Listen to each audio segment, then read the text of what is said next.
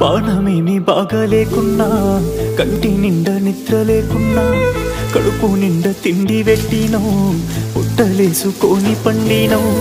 పానమేమి బాగా లేకున్నా, కంటి నిండా నిద్ర లేకున్నా, కడుపు నిండా తిండి పెట్టినో, పుట్టలేసుకొని పండినో. కానరాని కష్టాలే